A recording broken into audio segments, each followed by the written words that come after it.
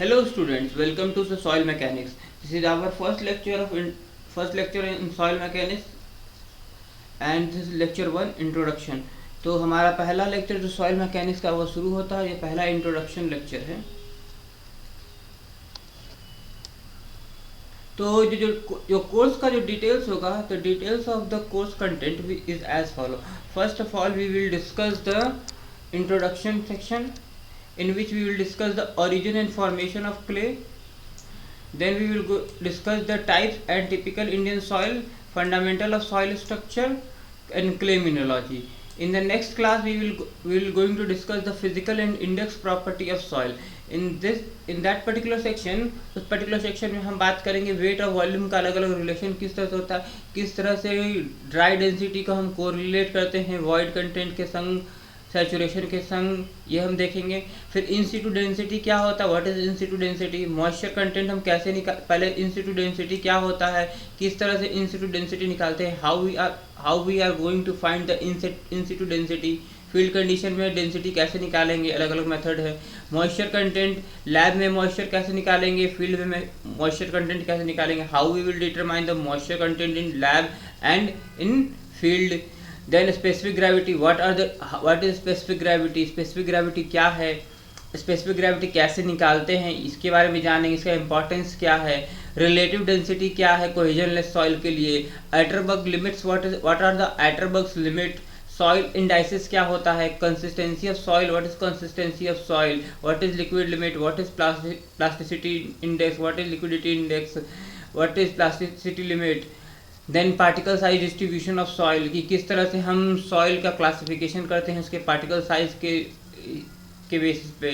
Sedimentation analysis क्या होता है, सीव एनालिसिस क्या होता है, what is particle size distribution, how are we going to perform the sieve analysis, what is sedimentation analysis. This we are going to learn in second module, physical and index property of soil. Then further we are going to study the identification and classification of soil. फिर हम उसके बाद module third में क्या पढ़ेंगे कि identification और classification क्या होता है सॉइल का। फील्ड आइडेंटिफिकेशन कैसे होता है, कि किस तरह से हम फील्ड में सॉइल को देख के पहचानेंगे। फिर सॉइल क्लासिफिकेशन किस तरह से होता है यूनिफाइड क्लासिफिकेशन सिस्टम के through. Indian standard soil classification system के हिसाब से किस तरह से हम सॉइल को क्लासिफाई करते हैं। How we are going to classify the soil based on Indian standard guides and what is AASHTO classification. Then फिर उसका फोर्थ लेक्चर में हम जाएंगे फ्लो थ्रू सॉइल पढ़ेंगे, कि किस तरह से हम सॉइल में जो सॉइल में जो वाटर का जो मूवमेंट होता है, the movement of water in the soil, उसको हम पढ़ेंगे। जैसे इसमें हम पढ़ेंगे डार्सी के लॉ का, Darcy law, coefficient of permeability, what is coefficient of permeability, क्या है परमिबिलिटी का कोएफिशिएंट। लेबोरेटरी और फील्ड डिटर्मिनेशन कैसे करते हैं हम परमिबिलिटी का, how we are going to determine the field and laboratory,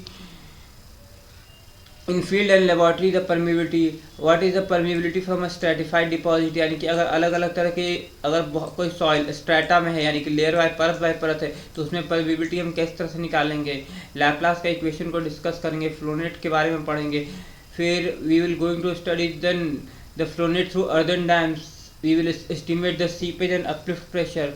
फिर फिफ्थ मॉड्यूल में इफेक्टिव स्ट्रेस के बारे में डिस्कस करेंगे। इफेक्टिव स्ट्रेस क्या है, इफेक्टिव प्रेशर क्या है। इफेक्टिव स्ट्रेस क्या है कि सॉइल के ऊपर कितना स्ट्रेस सॉइल की ग्रेन्स होल्ड स्ट्रेस ले रहे हैं, उसको हम इफेक्टिव स्ट्रेस कहते हैं।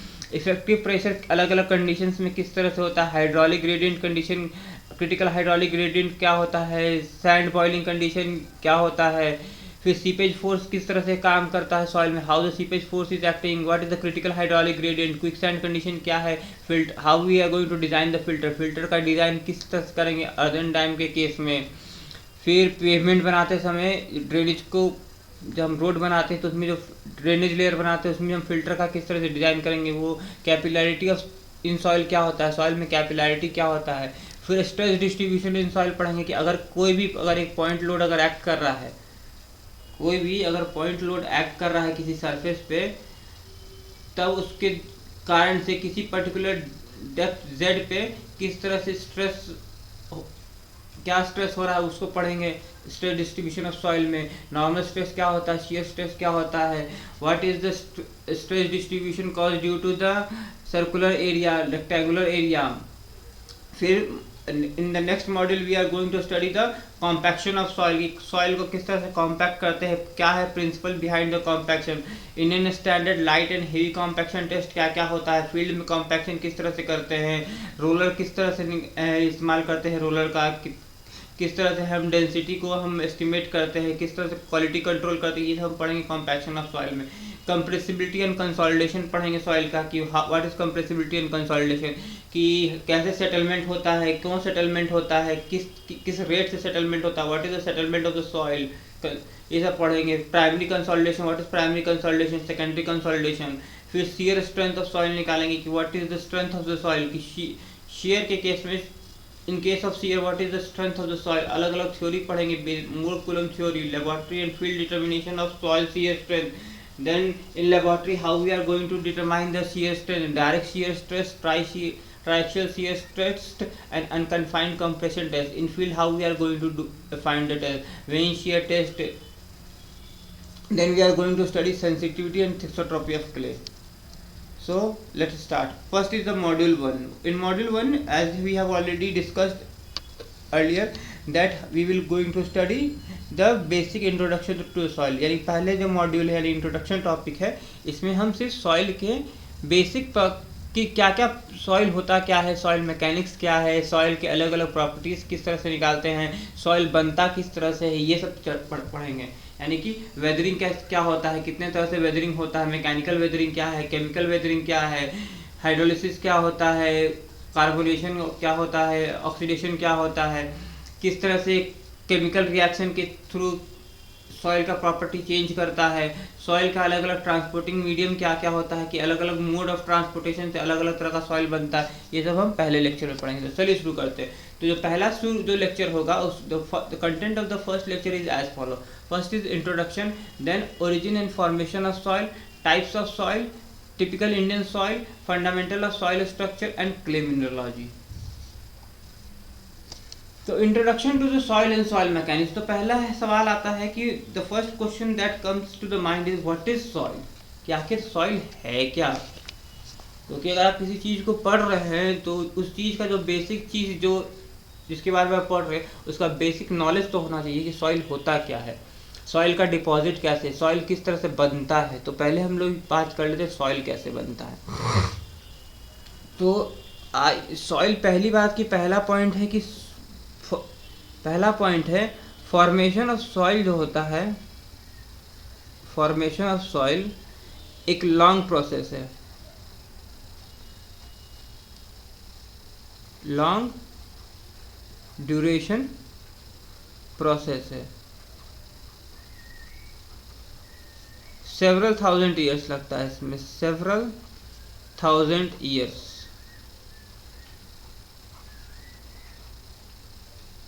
अब आप इस चीज़ को ताज्जुब मत कीजिएगा, पर ये बात सच है कि जो आप सॉइल देखते हैं, जो मिट्टी देखते हैं, सॉइल को हिंदी में हम कहते हैं मृदा. तो whatever the soil you are seeing is not a process of it is not been made in one day. It takes many years, several thousand and millions of years to form such kind of soil. Okay, it is a very long process of soil formation. So how the soil is formed. तो पहले soil का definition जानते क्या. Soil का जो basic definition है वो है कि एन अनसीमेंटेड और वीकली सीमेंटेड एक्यूमुलेशन ऑफ, एक अनसीमेंटेड या weekly cemented accumulation of mineral particles which are formed by weathering of disintegration of rocks. कहने का क्या मतलब है कि ये एक अनसीमेंटेड यानी कि इसमें किसी तरह का बाइंडिंग कैपेसिटी नहीं होगा, या अगर बहुत ही कम बाइंडिंग कैपेसिटी का होगा और इसमें बहुत सारे मिनरल पार्टिकल्स एक दूसरे के साथ एक्यूमुलेटेड होंगे एक जगह पे, जो कि किस तरह से बने हैं, वो बने हैं वेदरिंग ऑफ द रॉक्स. यहाँ पे एक बहुत बड़ा इंपॉर्टेंट पॉइंट है वेदरिंग ऑफ रॉक्स. इस पॉइंट को एकदम आप याद रखिए कि वेदरिंग ऑफ रॉक्स बहुत इंपॉर्टेंट पॉइंट है. वेदरिंग ऑफ रॉक्स हम कहते किसको हैं. तो अब हम पहले समझते हैं कि वेदरिंग ऑफ रॉक्स होता क्या चाहिए. तो यहाँ पर आप इस चीज़ को समझिए कि ये आप एग्जाम्पल कीजिए, एक एज्यूम कीजिए कि ये कोई एक बहुत बड़ा फ्रैगमेंट है रॉक का. ठीक है, ये एक कोई बहुत बड़ा फ्रैगमेंट है रॉक का. अब ये रॉक कोई एक इनर्ट जगह पे तो रहेगा नहीं, ये जब भी कोई रॉक, ये चट्टान है, रॉक को हम हिंदी में कह सकते हैं चट्टान। हिंदी अगर मैं गलत लिखी होगी तो मुझे क्षमा कीजिएगा, ये रॉक मतलब चट्टान। अब ये जो आपका रॉक है ये किसी एक नेचुरल एनवायरनमेंट, इसका जो सराउंडिंग है, जिस सराउंडिंग में ये रह रहा है, ये वो कोई नेचुरल सराउंडिंग है, ये एक नेचुरल सराउंडिंग में रह रहा है, ठीक है। तो अब इस नेचुरल सराउंडिंग में आपको सन भी होगा, सन यानी कि सूर्य, विंड भी होगा, क्लाउड भी होगा, यानी कि सारे नेचुरल फोर्सेस होंगे, सारे नेचुरल फोर्सेस होंगे। जब सन के रेज इस रॉक पे आते हैं, यानी कि when the sun rays fall on this particular rock, then due to the infrared radiation, the surface of the rock get heated। यानी कहने का क्या हुआ कि जब सूर्य की किरणें जब इस चट्टान में पड़ती हैं तो इंफ्रारेड किरणों के कारण ये चट्टान गर्म हो जाती है, और जब चट्टान गर्म होती है तो ये एक भौतिकी का, it is a very basic principle of physics that कोई भी चीज़ whenever anything heats it expands, कोई भी चीज़ गर्म होने पे एक्सपैंड करती है, on heating material expands, material expand करता है। तो ये क्या होता है कि ये रॉक फैल जाता है, बड़ा हो जाता है, इसका सरफेस पे टेंशन आता है, बड़ा हो जाता है। उसके बाद क्या होता है, जब सूरज जब ढल जाता है, यानी कि आफ्टर सनसेट होने पे फिर टेम्परेचर नीचे गिरता है, फिर ये क्या होता है, रॉक में कॉन्ट्रैक्शन होता है, और ये एक दिन नहीं होता है, 2 दिन नहीं होता है, ये रेगुलर चलने वाला प्रोसेस है। Okay, just wait a minute.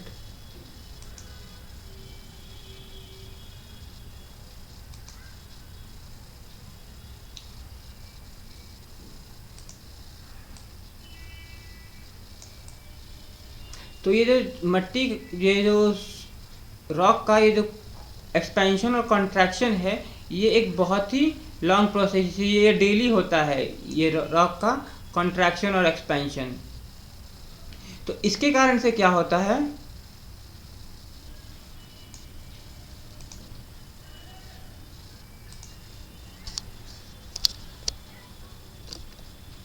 तो इसके कारण से,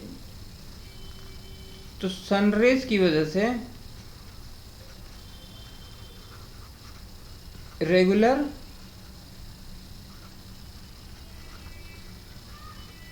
एक्सपेंशन और कॉन्ट्रैक्शन होता है सॉइल का, सॉरी एक्सपेंशन और कॉन्ट्रैक्शन होता है रॉक का। Due to the sun rays there is a regular expansion and contraction of the rock. Due to this expansion and contraction, there forms some minor cracks। तो इस expansion और contraction की वजह से क्या होता है कि माइनर क्रैक्स डेवलप कर जाते हैं, माइनर क्रैक्स डेवलप करते हैं।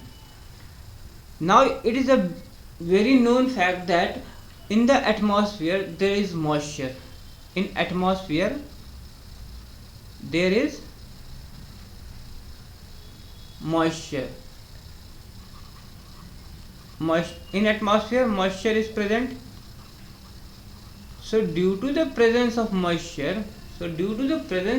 यानी कि moisture के presence के कारण अब क्या होता है कि जब तापमान ठंडा होता है, यानी कि on lowering of temperature the vapor gets condensed on the cracks, यानी कि जब ठंडा होता है मौसम, तब जो मॉइस्चर रहता है वो आपको क्रैक्स में जाके जमा हो जाता है।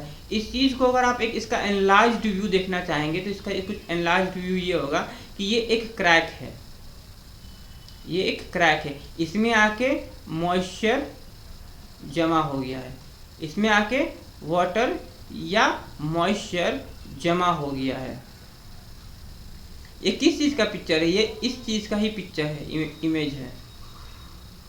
तो इसमें वाटर और मॉइस्चर आके जमा हो गया। अब फिर जब further lowering of temperature this water gets into ice, get converted into ice. Ice on cooling, ice expand करता है। तो ये एक्सपेंशन के चलते क्या होता है, एक फर्दर प्रेशर लगता है, जिसके कारण से जो रॉक का जो साइज था यानी कि जो क्रैक्स था वो माइनर से अब मेजर बन जाता है। तो क्योंकि आप since due to the presence of moisture and the further cooling of this moisture and formation of ice, the ice exerts a pressure on the rock. Due to this pressure, the width of the crack further expands and the minor cracks becomes major crack. So now what happens with this?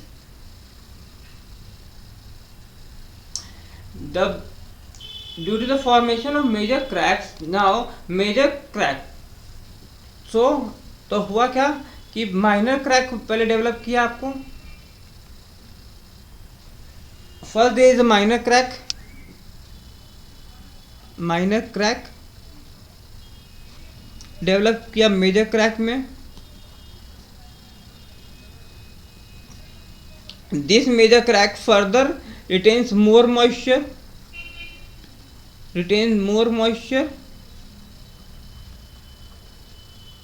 and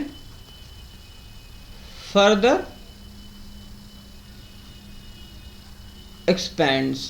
So ये जो process है ये goes on, this whole process goes on। और ये क्या होता है, ये होल प्रोसेस चलता रहता है और इसके कारण क्या होता है, जो बड़ा चट्टान है ये माइनर क्रैक्स होते होते ये रिजल्ट करता है किस तरह से, छोटे छोटे अलग अलग फ्रैगमेंट्स में ये टूट जाता है। ये जो होता है इस प्रोसेस को कहते हैं वेदरिंग। और पर्टिकुलरली इस केस को जहाँ पर जो रॉक्स के बड़े चट्टान थे, the big size of the rocks get converted into small fragments of the rock. This particular type of weathering is called mechanical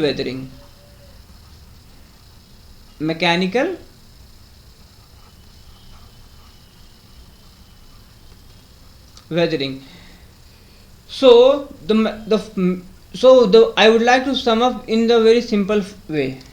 So what happens in the weathering? तो weathering में होता क्या चीज़, इसको मैं एक छोटे से कंसाइज फॉर्म में आपको समझा देता हूँ, एक बार फिर से रिकॉल करवा देता हूँ।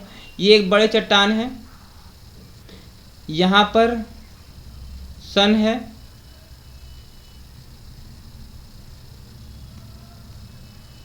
विंड है, एयर हो रहा है, एयर, क्लाउड्स, कुछ ट्रीज भी होंगे,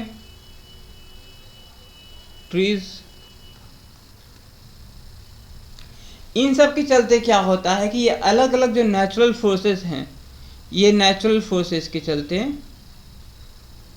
इन नेचुरल फोर्सेस के चलते रॉक्स में क्रैक डेवलप होता है, माइनर क्रैक्स डेवलप होता है,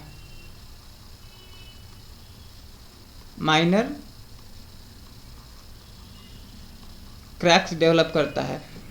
ये माइनर क्रैक्स धीरे धीरे with passage of time this minor cracks get converted into big cracks and big cracks into they disintegrates and further big cracks and then they disintegrates। मतलब कि ये minor crack धीरे धीरे साइज में बढ़ते जाते हैं और फिर उसके बाद ये बहुत बड़े क्रैक्स में डेवलप करके ये पूरे रॉक फ्रैगमेंट्स को, यानी कि इस रॉक फ्रैगमेंट्स को तोड़ के ये छोटे छोटे पार्ट्स में कन्वर्ट कर देते हैं, यानी कि small pieces of rocks, small pieces of rock में कन्वर्ट कर देते हैं।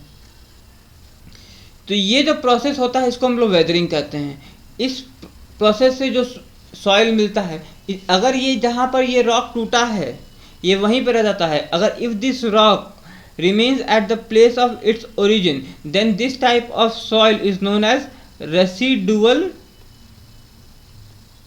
सॉइल। ठीक है, अब हम बाद में आगे बात करेंगे ट्रांसपोर्टेड सॉइल क्या होता है। तो पहले हम यहाँ पर कुछ देख लेते हैं कि सॉइल क्या है।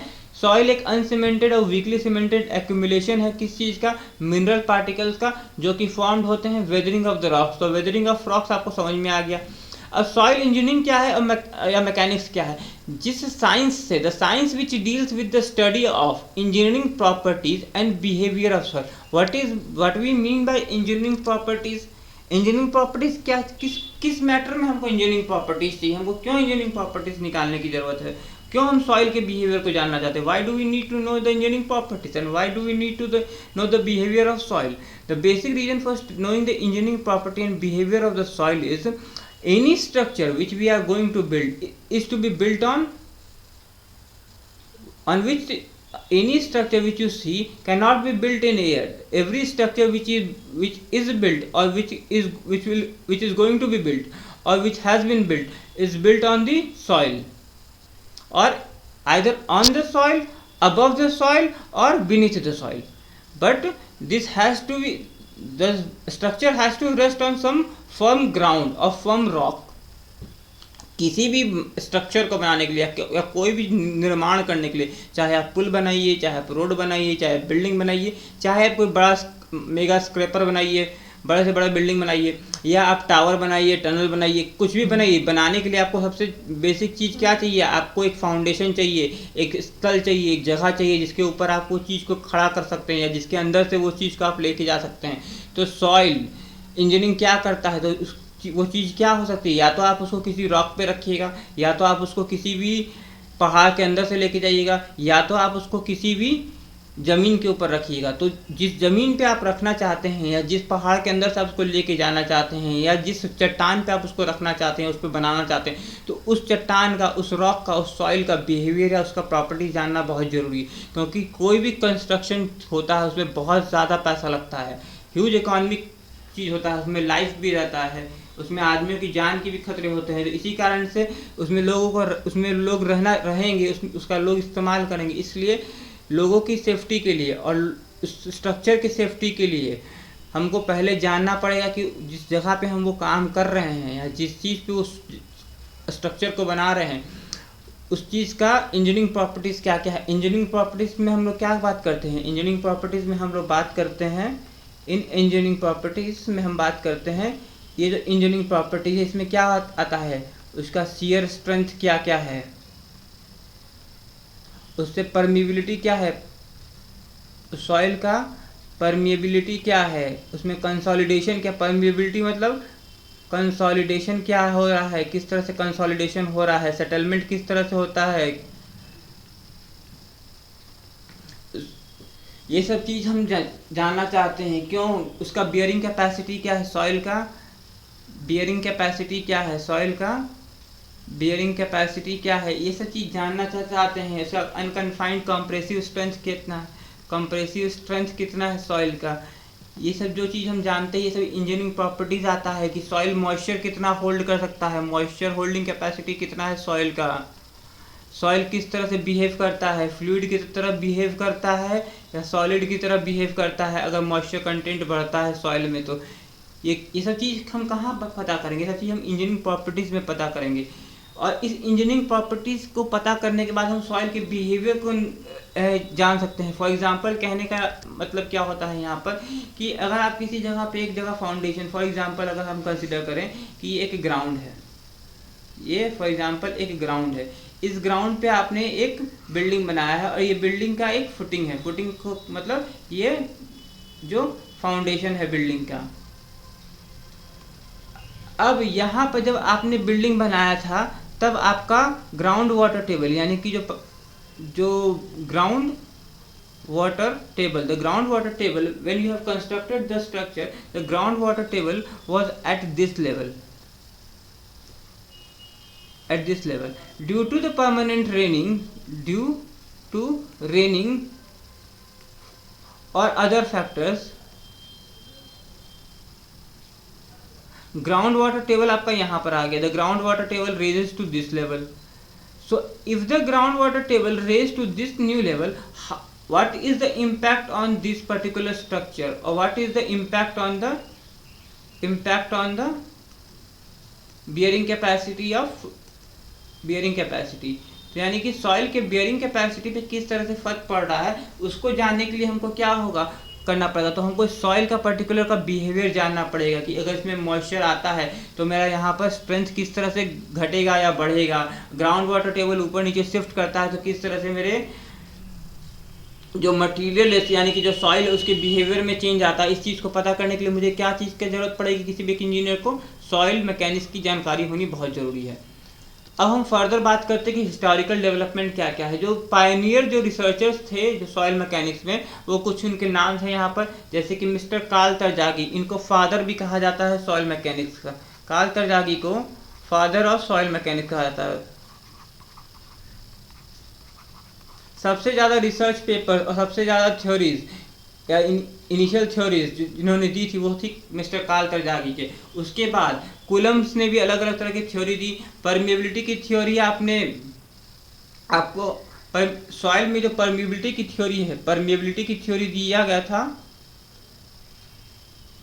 डार्सी के द्वारा। रैंकाइन ने अर्थ प्रेशर थ्योरीज दिए हैं, अर्थ प्रेशर थ्योरी दिए हैं।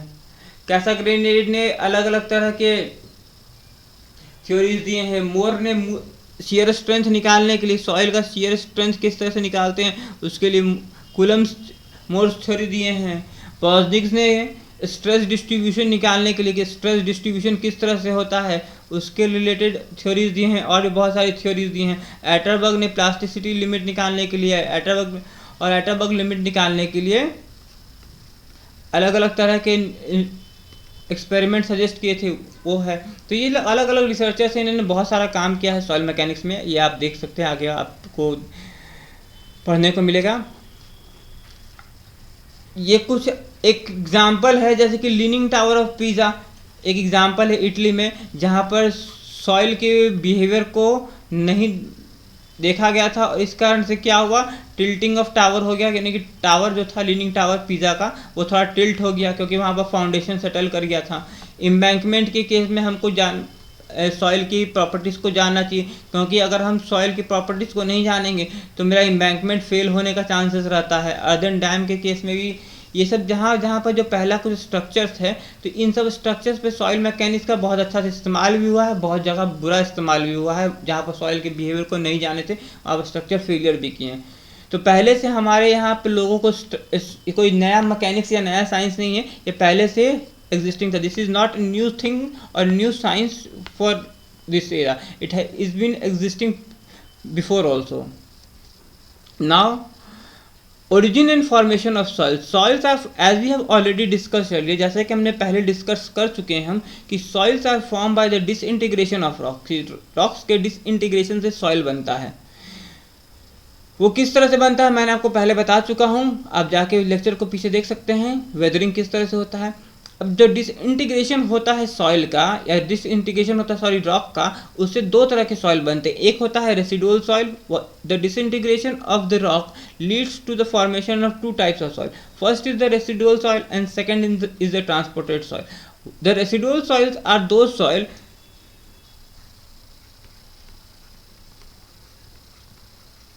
residual soils are those soils which remain at their place of origin, which remain at their place of origin, place of, कहने का क्या मतलब है कि रेसिडुअल सॉइल्स वैसा सॉइल होता है जो कि अपने जो प्लेस ऑफ ओरिजिन है वहीं पर रहता है। यानी कि अगर आपका for example let us say if the rock was here and soil formed over here only, then the residual soil will also remain here only.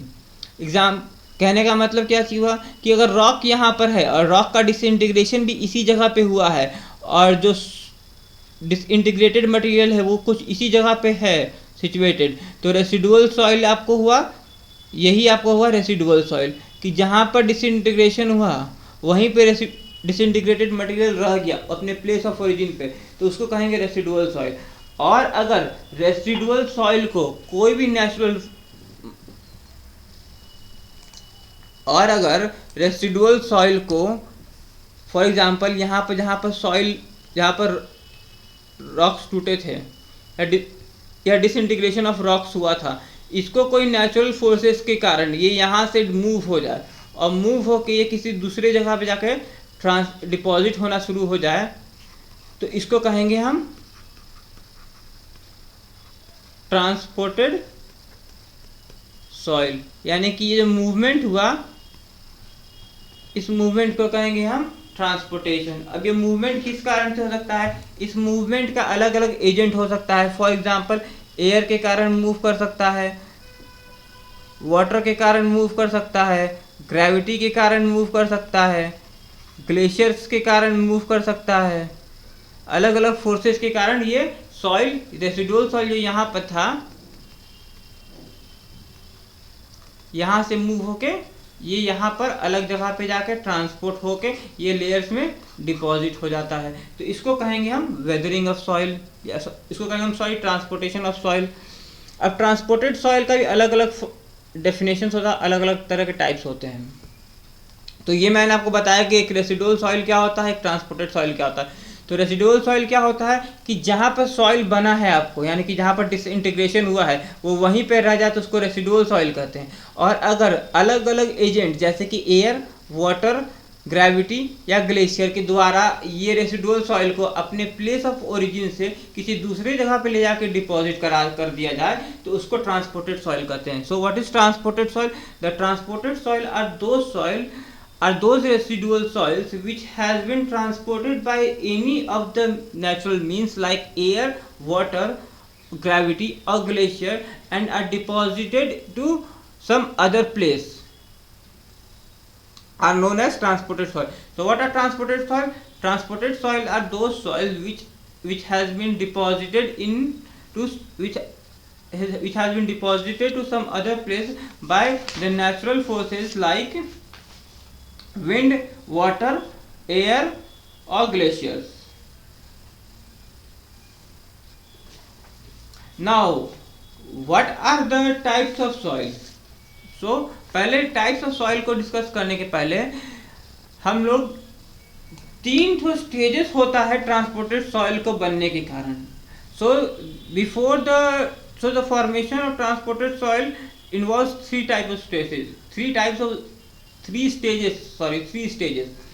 Stages होता है ट्रांसपोर्टेड सॉइल के फॉर्मेशन में। पहला होता है वेदरिंग, दूसरा होता है ट्रांसपोर्टेशन और तीसरा होता है deposition of weather material. Weathering हमने ऑलरेडी डिस्कस कर चुके हैं, हम मैकेनिकल वेदरिंग हमने डिस्कस कर लिया है, केमिकल वेदरिंग अभी नहीं डिस्कस किया। केमिकल वेदरिंग हम आगे लेंगे, ट्रांसपोर्टेशन भी हम आगे डिस्कस करेंगे और डिपोजिशन भी डिस्कस करेंगे। तो पहले अब हम आते हैं वेदरिंग। तो वेदरिंग आपको हम जैसे कि पहला बताया जा चुका है कि बड़ा जो रॉक फ्रैगमेंट रहता है, बिग रॉक फ्रैगमेंट्स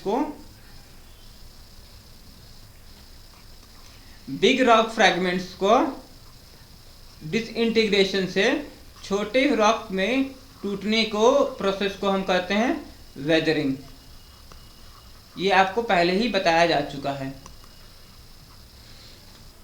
अब ये जो वेदरिंग होता है ये होता है mechanical weathering.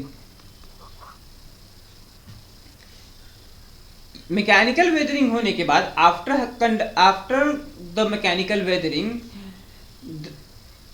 Since the surface area, अब देखिए यहां पर एक चीज, please see here one thing, that the surface area of the parent rock, when you will compare the surface area of parent rock and the weathered material, you will see an increase in surface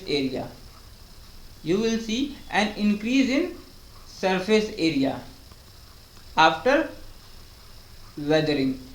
So the increase in this surface area will lead to more exposure to the environment or natural conditions. Due to the more area exposed to the natural conditions, there will be a more chemical reaction or there will be the more, ज्यादा surface area होने के कारण क्या होगा कि ज्यादा से ज्यादा आपको सरफेस पे केमिकल रिएक्शन होगा या केमिकली वो सरफेस रिएक्ट करेंगे किससे? एनवायरनमेंट से, या उसके संपर्क में ज्यादा आएंगे एनवायरनमेंट के। तो ज़्यादा एरिया फैलने से क्या होगा, सरफेस एरिया ज़्यादा अब एक्सपोजर होगा उस पर्टिकुलर रॉक का नेचर से। तो फर्दर क्या होगा कि दो तरह का वेदरिंग होता है, एक होता है मैकेनिकल वेदरिंग, एक होता है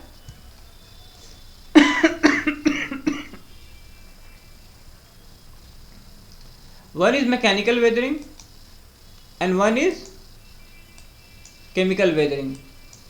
So in mechanical weathering, the disintegration of pre-existing rock into a smaller fragment take place, as we have already discussed. Due to the and why does this mechanical weathering take place? This take place due to the atmospheric gases, temperature, running water, expansion due to freezing water. Now chemical. The chemical weathering occurs due acts on the small fragment. जो भी ये small fragments हैं, इस small fragments पे chemical weathering act करेगा। ये क्या करता है? What does this does? This rearranges the elements into a new mineral. There ये क्या करेगा, जो आपका जो ओरिजिनल जो पेरेंट रॉक रहेगा, what ever the properties of original parent rock, the properties of original parent rock will be altered in the new rock particles or new fragments, and thus this the chemical weathering decomposes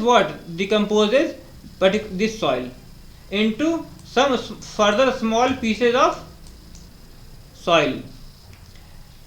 The main forces which are responsible, or the main processes, the main reactions which are involved in chemical weathering are oxidation, carbonation, hydrolysis and leaching. What is leaching? Leaching is the washing away of soluble substance. Leaching होता क्या चीज है? Oxidation, carbonation और hydrolysis आपको बताने की जरूरत नहीं है, फिर भी बता देता हूं कि oxidation is a reaction with the oxygen, कि जो रॉक के सरफेस का ऑक्सीजन के संपर्क में आने से जो रिएक्शन होता है वो ऑक्सीडेशन कहलाता है। कार्बोनेशन, कार्बन डाइऑक्साइड और कार्बोनिक एसिड के संपर्क में आने से जो रिएक्शन होता है और डिकम्पोजिशन होता है सरफेस का, उसको कार्बोनेशन कहते हैं। हाइड्रोलिसिस, पानी के संपर्क में आने से जो रिएक्शन होता है और जो डिकम्पोजिशन होता है रॉक के सरफेस का, उसको हाइड्रोलिसिस कहते हैं। लीचिंग क्या होता है? लीचिंग होता है washing away of soluble minerals, washing away of the soluble minerals in suspension from the rock. यानी कि अगर किसी रॉक में अगर कोई सॉल्युबल मिनरल है तो सॉल्युबल मिनरल का वॉशिंग अवे हो जाना, यानी कि वो जो सॉल्युबल मिनरल है पानी के संपर्क में आकर उस रॉक से बाहर निकल जाए, उसको हम कहेंगे लीचिंग। ये भी एक तरह से केमिकल वेदरिंग का ही है। और ये जितना भी केमिकल वेदर्ड मटेरियल है, ये सारा का सारा सस्पेंशन में, यानी कि पानी में सस्पेंशन फॉर्म में या सॉल्युबल फॉर्म में तैर के ये किसी दूसरी जगह पे जाके डिपॉजिट हो जाता है। अब हम पढ़ेंगे, तो ये हुआ यहाँ तक हमारा वेदरिंग। अब वेदरिंग खत्म हो गया, तो अब हम फिर से वही बैक करते हैं, हम देखते हैं कि हमने कहाँ तक सिलेबस खत्म किया है। हमने इंट्रोडक्शन पढ़ा कि सॉइल क्या होता है, किस तरह से बनता है, origin and formation of soil पढ़ लिया। अब टाइप्स ऑफ सॉइल पढ़ना है हमको, टिपिकल इंडियन सॉइल पढ़ना है, फंडामेंटल ऑफ सॉइल स्ट्रक्चर पढ़ना है, क्ले मिनरोलॉजी पढ़ना है। तो अब हम पहले टाइप्स ऑफ सॉइल पढ़ते हैं।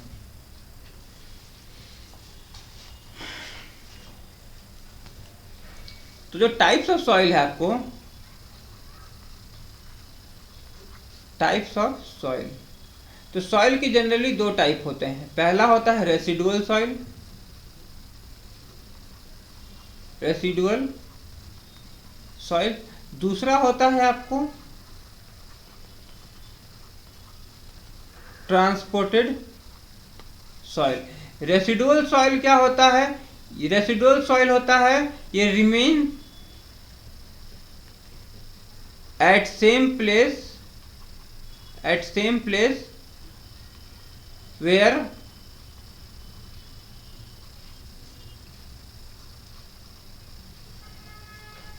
the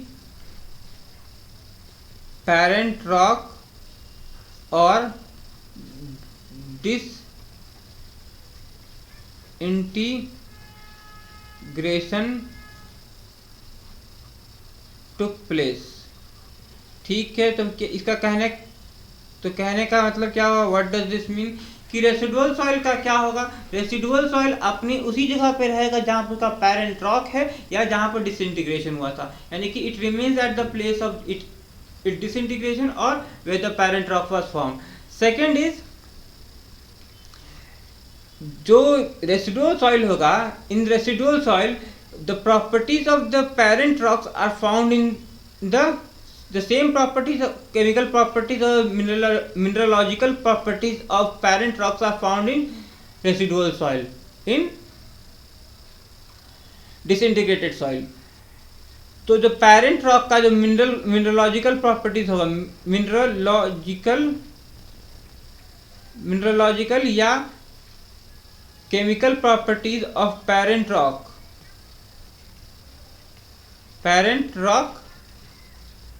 and residual soil are same।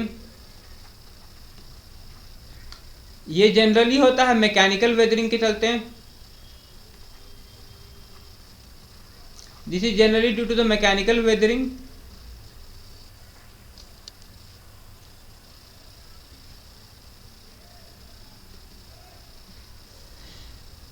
In this type of the residual soils are generally coarse grained, COARSE, coarse grained।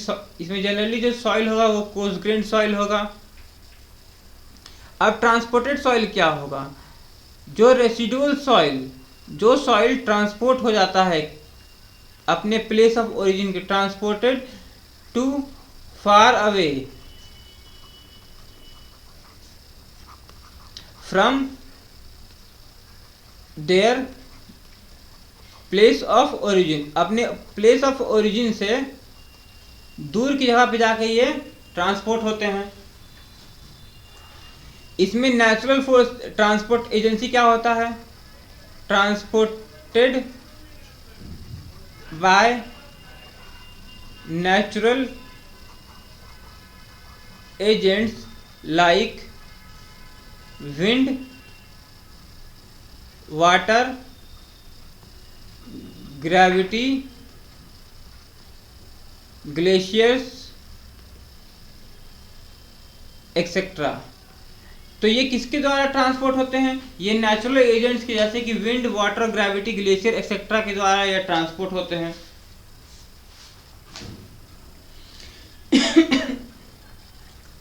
अब ये हो गया दो तरह का सॉइल, ये हुआ टाइप्स ऑफ सॉइल कि एक होता है रेसिडुअल सॉइल, एक होता है transported soil.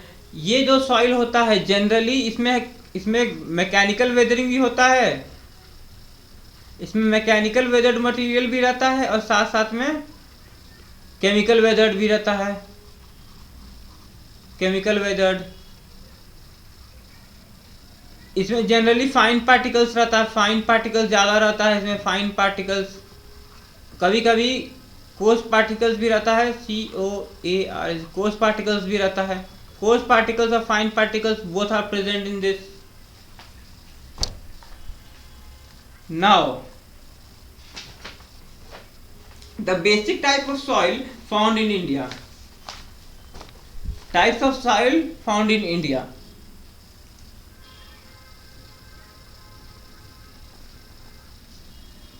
Types of soil found in, अब इंडिया में किस तरह के सॉइल मिलते हैं, तो पहला मिलता है आपको मरीन डिपॉजिट। तो सबसे पहले हम बात करते हैं अलुवियल डिपॉजिट्स का। अलुवियल डिपॉजिट्स, तो अलुवियल डिपॉजिट्स आपको कहाँ भी मिलेंगे, जितने भी आपको हिमालयन ट्रैक्ट से, यानी कि Indo Himalayan region, Indo Himalayan rivers है, जितने भी आपको हिमालयन रिवर्स हैं उन हिमालयन रिवर्स के बेल्ट पे जो भी आपको एरिया है वो सारा का सारा एरिया में आपको अलुवियल सॉइल मिलेगा। जैसे फॉर एग्जांपल कहाँ कहाँ, बिहार में, बंगाल में, वेस्ट बंगाल, बिहार, वेस्ट बंगाल, दिल्ली, यूपी, इन सभी एरिया में आपको किस तरह का सॉइल मिलेगा, अलुवियल सॉइल मिलेगा।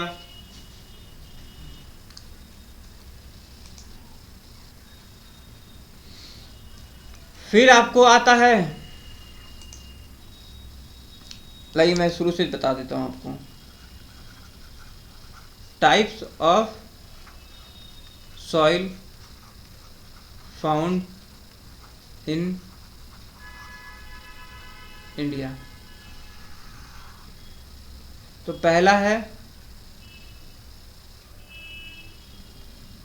Marine soils. ये जनरली मरीन सॉइल्स मिलता है आपको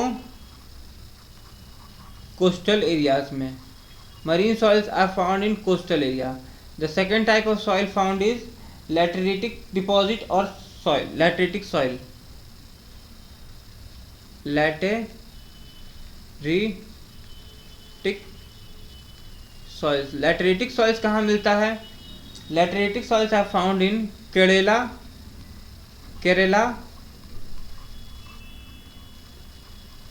Odisha, Jharkhand, Maharashtra and Karnataka. Jharkhand, Maharashtra and Karnataka.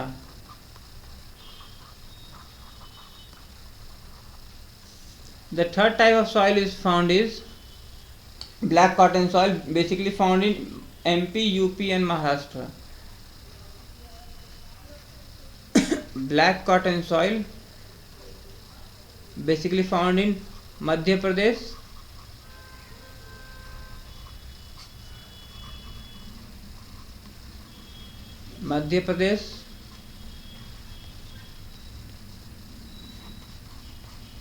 Uttar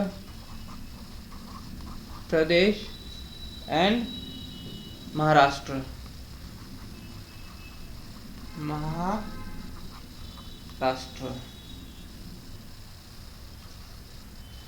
then there is alluvial soil. Alluvial soil होता है जो आपको अलुवियल सॉइल, ये जनरली आपको बिहार और बंगाल में मिलता है, आपको वेस्ट बंगाल। फिर है आपको डेजर्ट सॉइल। डेजर्ट सॉइल आपको राजस्थान में मिलता है।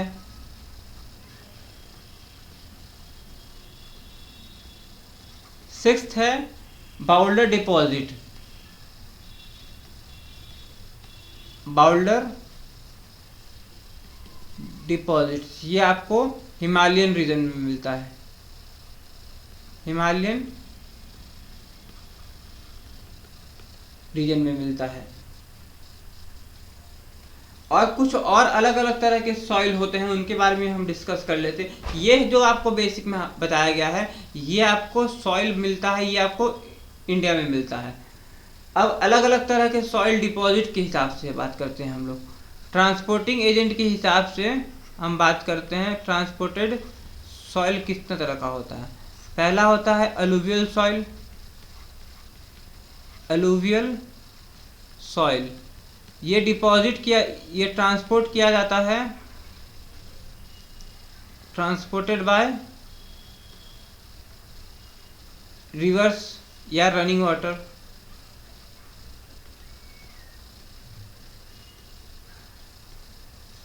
दूसरा आपको होता है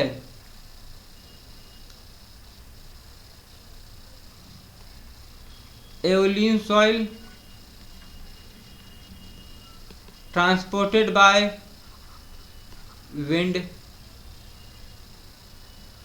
तीसरा है आपको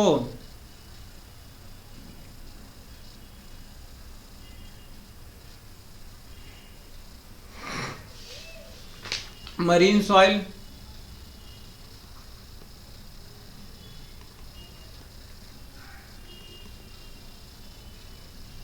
ये होता है डिपॉजिटेड नियर सी या ओशियंस।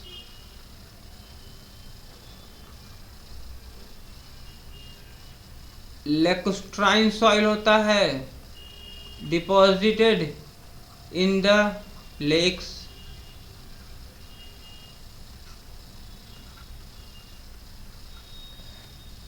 फिर अलग अलग तरह के सॉइल होते हैं जो कि आप बुक में पढ़ सकते हैं। फिर हम फर्दर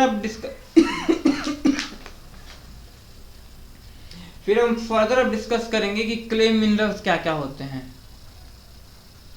क्ले मिनरल्स क्या क्या होते हैं।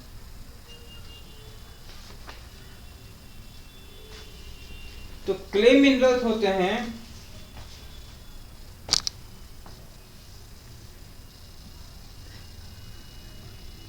Clay minerals are basically clay minerals are basically composed of tiny crystalline substances, tiny crystalline substances of one or more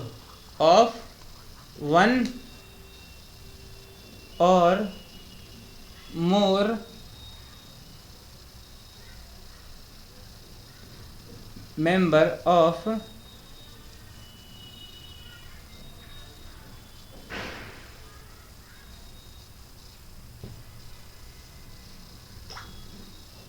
a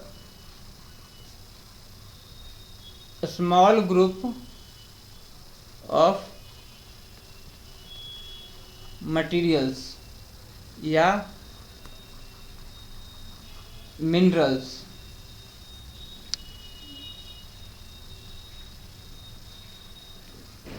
commonly known as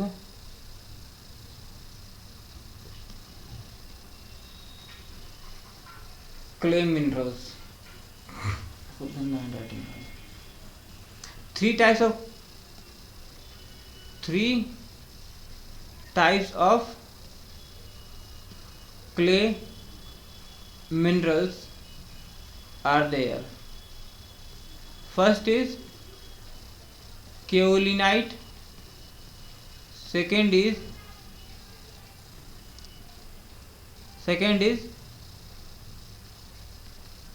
illite, and third is montmorillonite.